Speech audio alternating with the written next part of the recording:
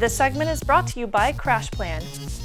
I'm here at Defcon 2013 with Jordan here from Rackspace, who's looking for everyone to come by and hack him. You want to get hacked? Well, the ring, not me specifically. I don't know how well that would go.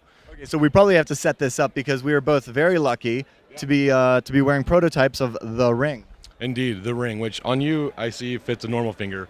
On me, it's my little sausage finger pinky. So I'm not wearing it on my pinky because I'm a douchebag. It's just the only finger it fits on. But I love this because I threw it out on the show like last year. I was like, hey, it'd be awesome if when you're holding your phone and you've got a ring right there, it changes the authentication mechanism. Maybe, oh, I now trust that it's my owner's hand, so I only want to swipe instead of a PIN code or things of that nature. And lo and behold, at a meetup in London, guy comes up to me and is like, dude, here's the prototype. So thank you, because this is awesome. All right, so tell me about the ring.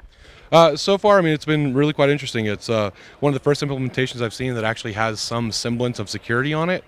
Since it has both tags that are on the same frequency, like a long-range read, you get both bits. And when we say tags, we're talking about, this is NFC, so near-field communications. We're talking, 16 megahertz, I want to say. It's really low power, and this is passive, so there's no battery inside of my ring. Yeah, exactly, which makes it really interesting. It gives it like a 1 to 2 millimeter read range, which is much smaller than most cards, things like that, because it's a special taggy designed specifically for the ring. So because it's so small and so low powered, it makes stealing it basically be a contact operation. One of the hacks somebody actually tried earlier was a little bit of a relay, which were great for cards. They could actually get it at about 6 inches, but they weren't even able to do it with contact with the ring because there is so little power used in it. So. Yeah, and so I guess the idea of the security here is that, you need to wear the ring. It's your second factor of authentication, right? Exactly, yeah. I would never want to make something like this your primary factor of authentication, but it is definitely something that you can use to be much more secure, and then add it with some lesser authentication because you can store 144 bytes on it. So you can kind of play with that. Like one thing I'm playing with is actually using the ring plus a one-time pad on the phone to then like display an encoded QR. So you'd actually have two factors through your ring and phone, and then be able to do visual login, stuff like that. I think some things like that will be really interesting once you see the rings on the market. Because right now you don't see a lot of that because there really is no wearable NFC stuff that is, at all secure.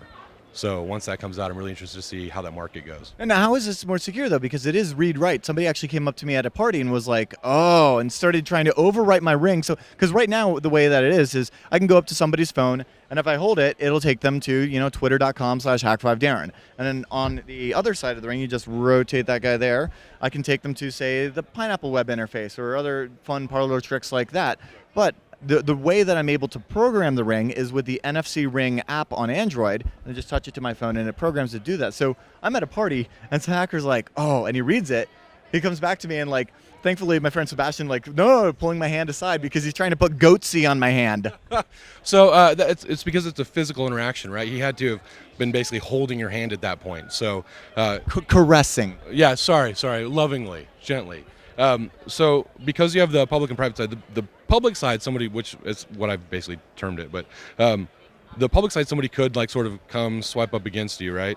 But when you're using the private side, it's on the inside of your hand. So getting access to that is not going to be something that's easily done. I've actually had somebody try to slip a little reader up inside of my hand while I was just standing there, but because your hand sort of naturally curves, it touches your finger and your finger jerks away. So they have to have your ring within a millimeter of their reader or writer for about a second, which at that point, you're basically, if they wanted it that bad, they could just steal your ring. Right. That's really interesting that you mentioned that. By the way, would you like a Red Bull? Oh, that's pretty close to your ring. Yeah, so but look at where it is. So if you actually see this, it's when I hold it, and maybe it's just me, but it's on the bottom. You actually wouldn't be able to get a read right there because the tag is in the middle, and I could show you with my phone. But mine's on my index finger, so. Right, so it's still really specific. They'd have to know exactly where you were going to hold it. You're right, because when you're just trying to do this on a phone, you have to know where the G spot is. Yeah, exactly. Like on my note, it literally has to be on the X, which is appropriate. Okay, so that's the Note 1. I have the Note 2 where it's at the top. Yours is on the battery. It's right at the X. If it's within even a quarter of an inch outside of that, I get no read.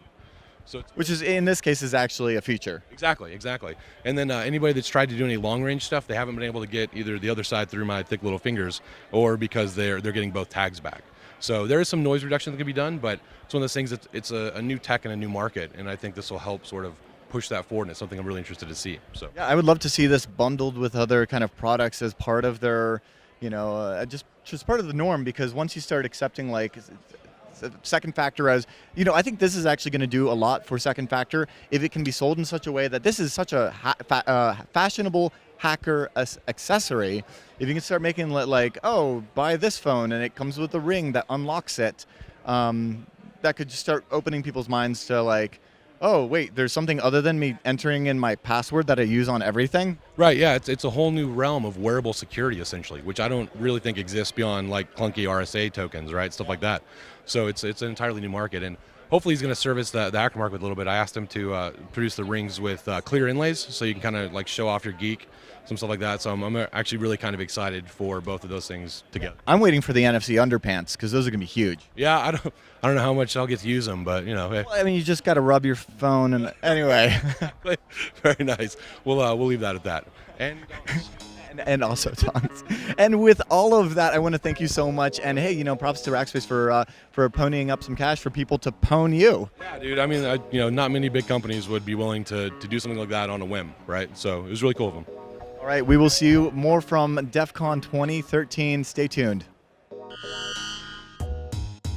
Guys, I can't tell you how jazzed I am about our latest sponsors and how passionate I am about backups. That's right, I said backups. And your backups, they should be private. No, look, really private. None of this bogus like, we store your private key in the cloud, Or none of that, we work with the FBI to develop our cloud service kind of nonsense. I'm really sorry, guys. But no, privacy should be number one. We're talking about sound crypto when we talk about backups all the time. And this is why I'm so jazzed about CrashPlan, because get this, they do it right. Not only do they have a free client that works on Windows, Mac, and Linux, and Solaris, yeah, I know, right? But you can use your very own Blowfish key. That's the open source cipher from Bruce Schneier. So this way, nothing ever touches the network without first being encrypted. And not only can you use their free client to back up to your own external hard drive for free, but their secure offsite storage is truly unlimited. I know, because I've got like terabytes up there. So as hackers, as geeks, as IT pros, we know the importance of offsite backups. And as Hak5 viewers, get this, we have a very special hookup. We're getting a huge discount on their 1-year unlimited plans. They're normally $59.99 a year. But if you use the special page over at crashplan.com/hackitup, you're going to get 20% off. That's unlimited backups for less than $4 a month. It is never too soon to back it up, so I highly encourage you guys to take advantage of this and head over to crashplan.com/hackitup. That just about wraps up this week's episode of Hak5 and nearly the season. In fact, this right here, wraps up 8 years of an amazing 8 years. I can't even begin to describe to you what's in my heart with all of that. I'm so glad that we were able to bring to you a fun episode last week. We got such great feedback on that. Of course, if you have feedback, you've got some stuff you'd like to see or want to let us know what you think, feedback@hak5.org is the address. We hope you enjoyed the Defcon coverage. We had so much fun at Defcon this year. We've got big ideas for next year, and we're also looking forward to wrapping up the season next week with some fun stuff from Hack Across America. Also, stay tuned for the dates on that. I'm heading out again, and look out Boise, look out Helena, Montana, look out Colorado, Denver, where else? Going all throughout New Mexico.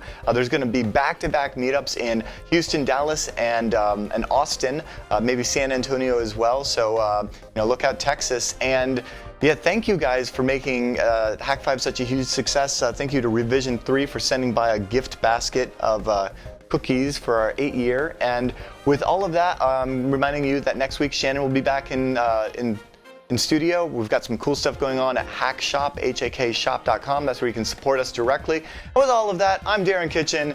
I'll see you next week. I'm going to make this thing go up. Ready? Here it goes. Bye-bye.